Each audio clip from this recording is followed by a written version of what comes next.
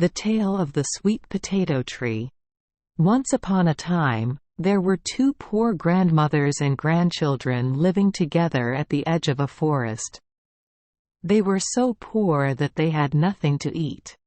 Every day, they had to dig tubers to make ends meet. The boy loved his grandmother very much. One day he decided to tell her, "Grandma, from now on, I will go looking for firewood and exchange it for rice seeds to make rice plants so I can cook rice for my grandmother to eat. It's so painful to eat tapioca root all the time, Grandma."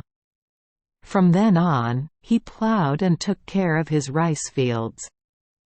Looking at the rice plant blossoming and then ripening, he happily thought, "So you're about to eat white rice." But unfortunately, the whole forest suddenly caught fire. Rice fields also burned to ashes.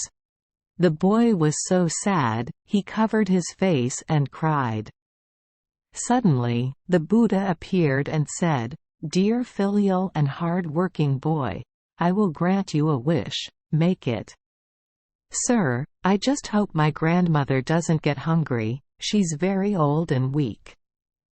Mr. Buddha nodded and disappeared. That afternoon, the boy went into the forest to dig for tubers as usual, but couldn't find any.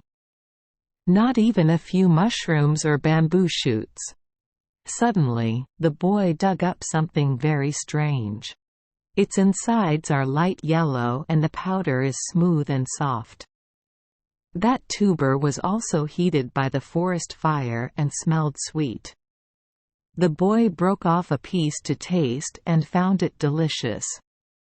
He dug up a few more tubers and brought them home for her to eat. She also praised the taste and felt much better. She asked, "Where does this tuber come from that is so delicious?" The boy excitedly told the story of meeting Mr. Buddha to his grandmother. She said, "Then this root was given to us poor by the Buddha. Go into the forest and find that precious tree and plant it all over the forest edges and stream banks so that all poor people can have something to eat." As soon as the boy reached the forest entrance, a green vine wrapped around his leg. He thought, "This must be a precious tree," and planted the tree at the edge of the forest. Just a few months later, the tree roots had swelled into purple and red tubers. If boiled or grilled, it has a delicious, sweet taste. The boy called it a sweet potato. If anyone wants to plant, they just need to bury the potato vines in the ground and fertilize them, and when the season comes, they will harvest a lot of tubers.